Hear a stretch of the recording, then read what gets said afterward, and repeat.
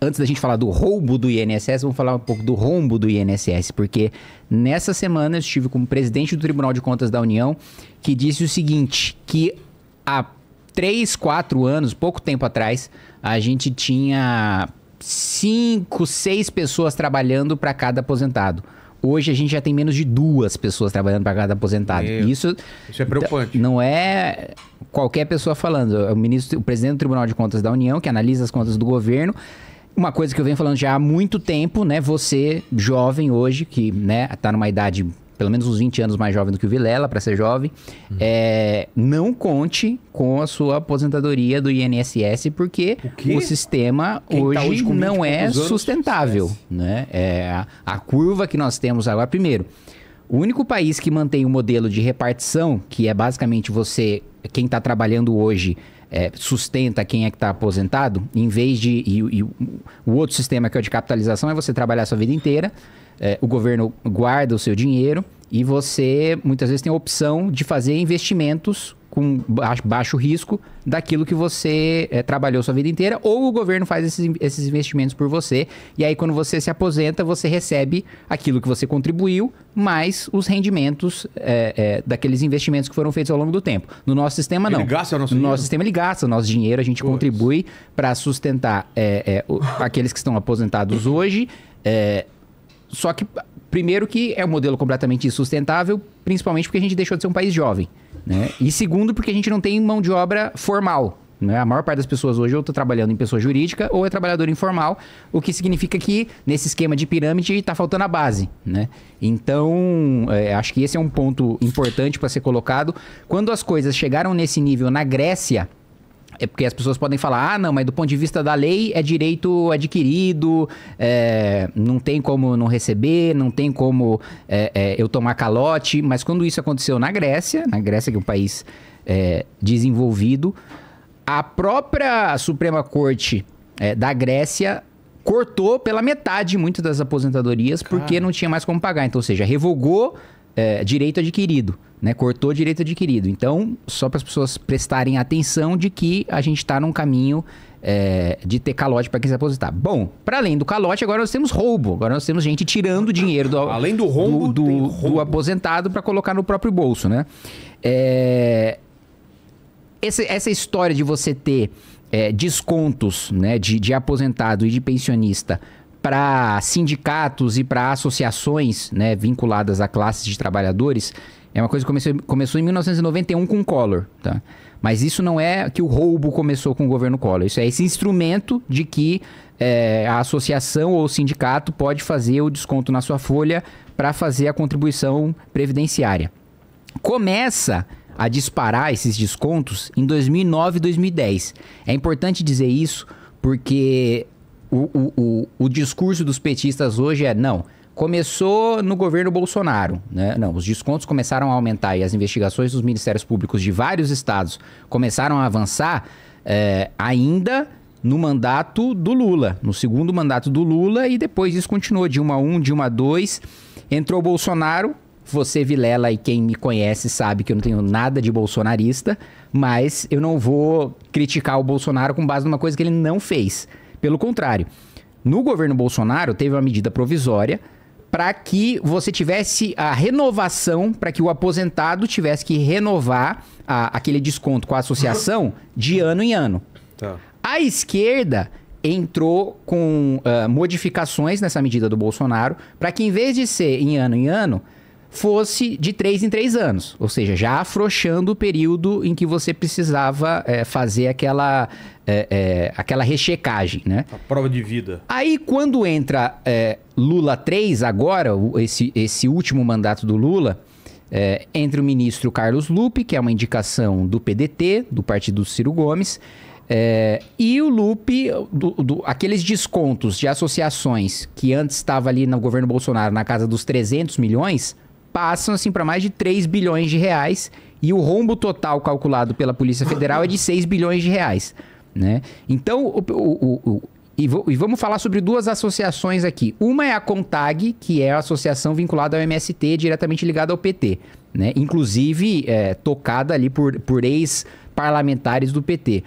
Outra é o Sindinap, cujo vice-presidente é o irmão do Lula, né? É isso que eu queria entender. E aí os repasses passam ali de 300 milhões ali para mais ou menos cada entidade no governo Bolsonaro, para 3 bilhões, né, para cada entidade mais ou menos no governo Lula. Então, o meu ponto é o seguinte, né? Como eu disse, não sou bolsonarista, mas também não vou criticar o Bolsonaro com base em mentira, como o PT está fazendo. Por que diabos Bolsonaro iniciaria um esquema para privilegiar uma associação do MST ou para passar dinheiro para a associação do irmão do Lula? Isso não faz o menor sentido. Pois é. Outro dado prático que o Arthur colocou aqui. Se então a responsabilidade é do governo Bolsonaro e é um escândalo do governo Bolsonaro, por que os deputados do PT não assinam a CPI pra gente ir atrás do Bolsonaro? Se o prejudicado é Bolsonaro, o ministro do Bolsonaro e o governo Bolsonaro, não faz sentido, né, eles não assinarem para que tenha investigação. E justamente eles não querem que aconteça, porque sabem que é o escândalo do governo Lula, principalmente do governo Lula 3. E você teve várias medidas ao longo do tempo para afrouxar essa fiscalização, né? Primeiro, você precisava fazer a biometria no Ministério da Previdência para fazer essa renovação dos descontos feitos pelas associações.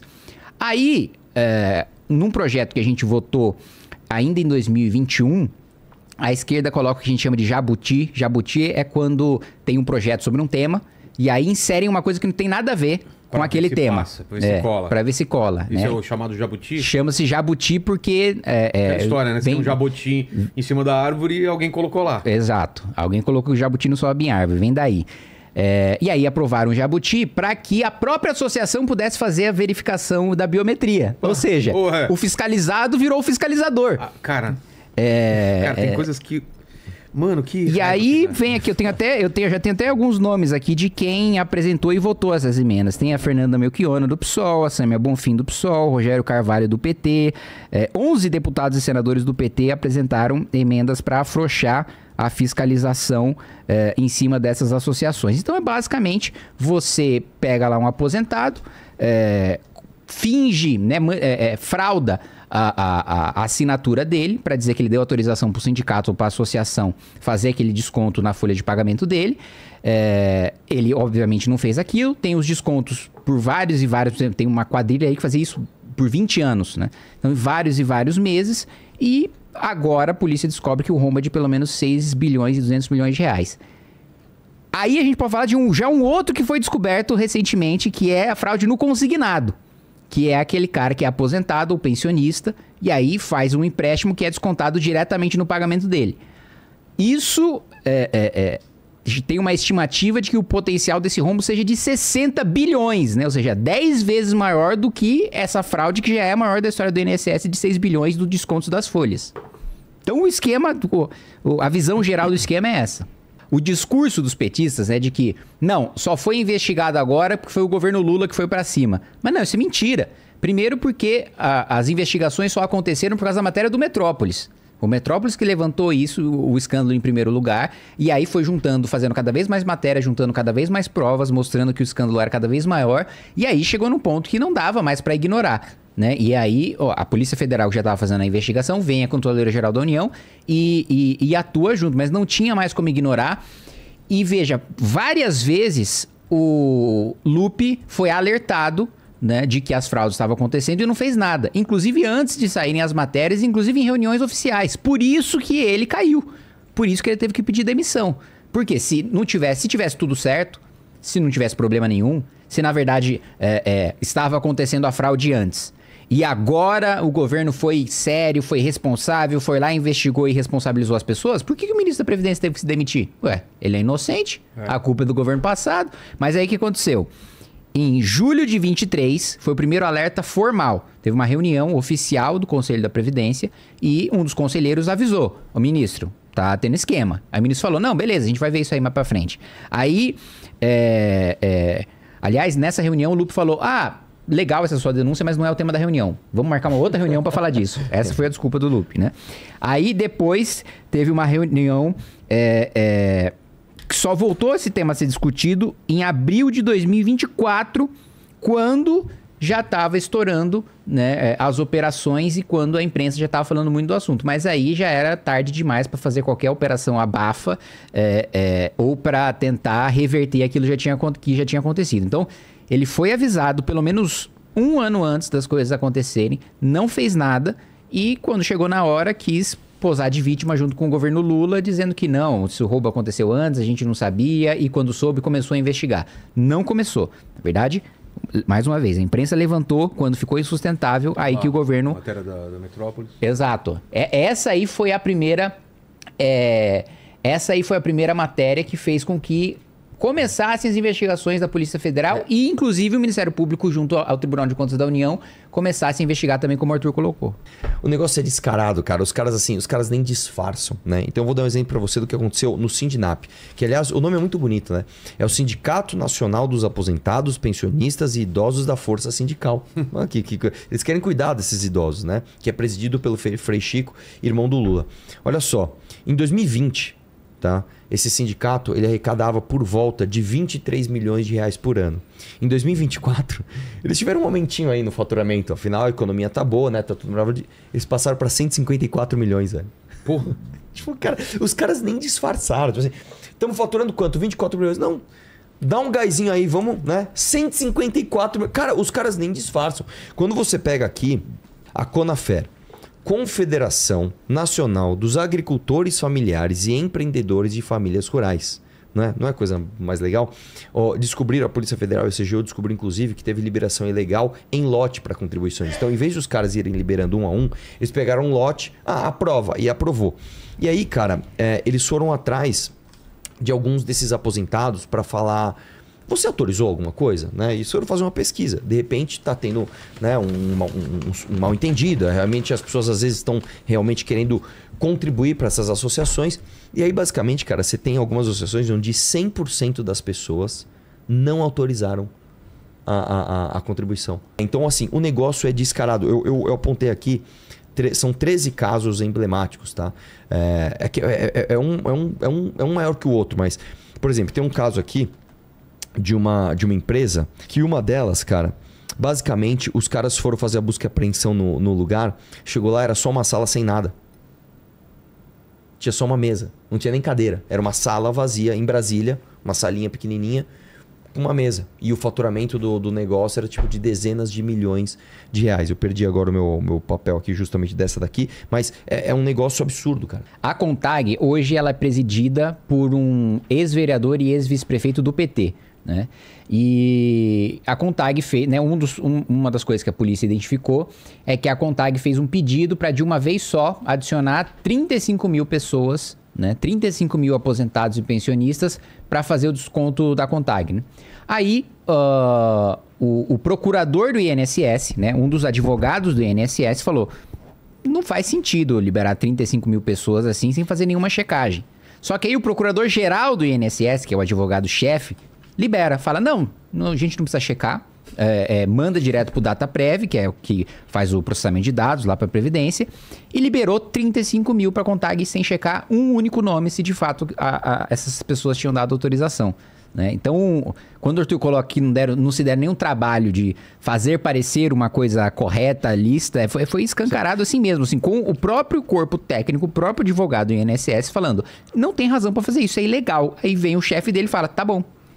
Isso aí é o aumento dos recebimentos do sindicato, que o vice-presidente é o irmão do Lula. Você vê ali, ó, que passou 2014. De 2020, aí aumentou 2021, aumentou 2022, aí tem um salto de 2023 e 2024. Né? Então, ó, é verdade que o escândalo você vê aí, ó, que como é 2020 para 2021, você vê que também já tá bizarro ali. Aí vai para 2022... Aí aumenta ainda mais em 23 e em 24.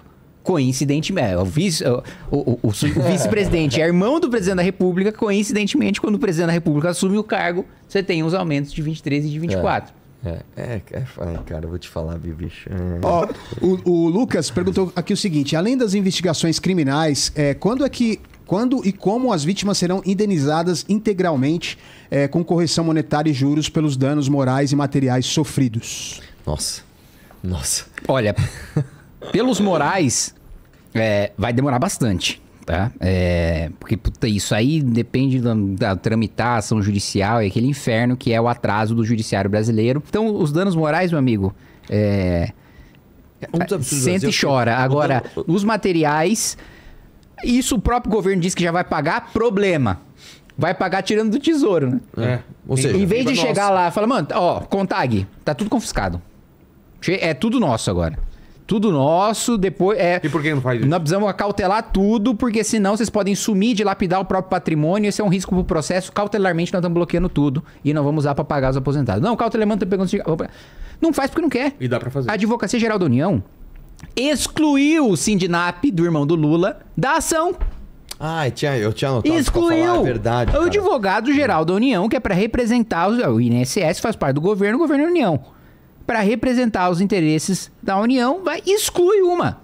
E sem nenhuma justificativa, sem nem mais nem menos. E vai ficar por isso? E fica por isso mesmo, porque é o advogado-geral que processa pela União.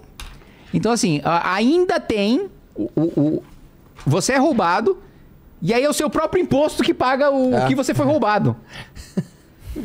A gente vai pagar então essa merda aí. Pois é, você que vai pagar. Você não, que você só nega. E aí, eu acho que uma coisa importante que todo mundo quer saber. E aí, como é que vai ser instalada a CPMI? Primeiro, já tem o número de assinaturas necessárias, tem um fato determinado, tem a data. O primeiro ponto, por que não é instalado na Câmara? Por que não é CPI? CPI é quando são só deputados participando, não tem senadores, né? Porque o regimento da Câmara... Tem senadores, como chama? CPMI, mista. Comissão mista, Comissão Parlamentar Mista de Inquérito. Comissão Parlamentar de Inquérito só deputados, mista de inquérito tem os senadores. Mista porque mistura deputados e senadores. Por que não dá para ser CPI? Porque CPI tem fila. O regimento da Câmara diz que o presidente precisa despachar e criar CPIs na ordem que elas foram apresentadas. Tem outras 7 na frente. Ou seja, e só podem funcionar 5 CPIs ao mesmo tempo na Câmara. Então, mesmo que o presidente da Câmara decidisse abrir 5 CPIs ao mesmo tempo, ainda não chegaria na CPI do INSS, porque ela está em 8º lugar, salvo engano, né? Então, a gente precisaria ter 5 CPIs funcionando durante um ano e depois abrir outras 2 para abrir a terceira só no ano que vem. Então, por isso que não dá para fazer na Câmara. Então, a nossa estratégia foi fazer a CPMI, apresentar essa mista para que pudesse furar a fila e a gente conseguisse abrir.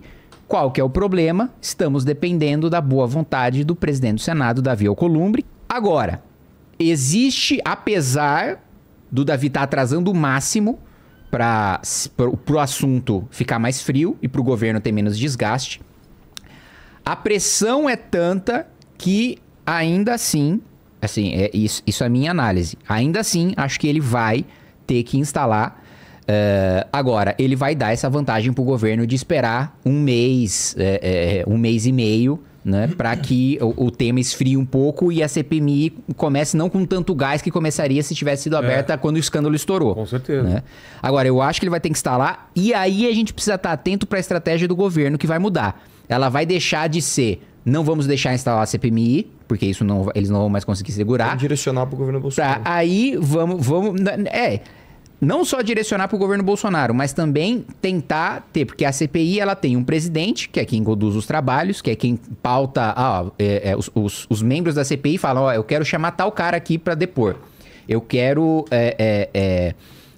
pode pedir para colocar como investigado, pode pedir produção de provas, mas é o presidente que decide aquilo que ele pauta dos membros da comissão, aquilo que ele leva para voto para de fato acontecer. Então, se eu, Kim, sou um membro da CPMI, eu apresento, olha, eu quero chamar aqui o irmão do Lula. Se o presidente da CPMI não coloca para votar, a gente nunca vai chamar o irmão do Lula. Então, a presidência da comissão é importante. O outro papel fundamental é do relator. O relator é aquele que vai ser responsável pelo texto final da investigação que a comissão vai votar. Então é o cara que junta todas as provas, faz a análise delas, junta todos os testemunhos e fala, olha, vamos indiciar, ou seja, vamos falar que esse cara aqui tem indício de que ele cometeu, que o crime aconteceu e que quem cometeu o crime foi ele. Então, e o relator é o único que tem liberdade para interrogar todos os investigados livremente. Então, quando eu te chamo para... Se eu te convocar lá como testemunha, Vilela, e eu for o relator, eu vou fazer uma pergunta. Você vai responder a pergunta, eu vou ter a possibilidade de rebater.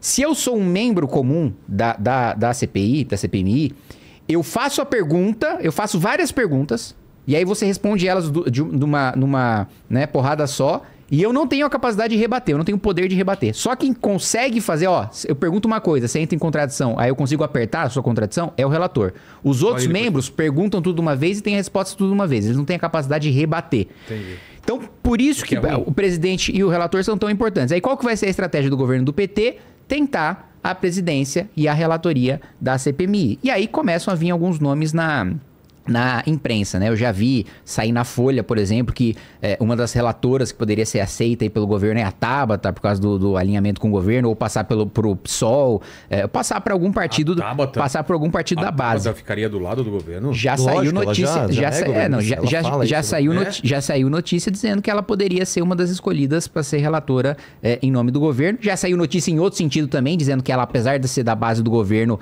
ela conseguiria segurar só um pouco a barra, mas não 100%, porque ela não quer se queimar também, parecendo ela ia ver a opinião pública. Querendo parecer 100% petista, como um cara do PT ia segurar a onda. Então, a estratégia deles agora é ter maioria na comissão para conseguir o presidente, para conseguir o relator. Então, o papel da oposição agora é ter o máximo de cadeira possível dentro da comissão para garantir a presidência, para garantir a relatoria, ou pelo menos garantir uma delas que dá um pouco de equilíbrio de forças. Eu, pessoalmente, já pedi lá no meu partido para que quando fosse instalada a CPMI, eu ser um dos membros, justamente porque no meu partido é um partido que tem gente de oposição, tem gente do governo, tem gente do centro. Então, se eu consigo já, dentro do meu partido, ocupar uma vaga, já é um governista, um cara de centro a menos que vai estar lá na comissão.